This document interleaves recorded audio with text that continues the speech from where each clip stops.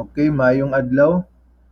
So karon maghatag lang kog update sa bahin ni sa YouTube SEO, no. So naggamay nga update ani nag-rank na ang atong channel sa uban keywords, no, SEO related sulod sa YouTube search engine. So mahatag kog example ato ta sa incognito imong tan-awon.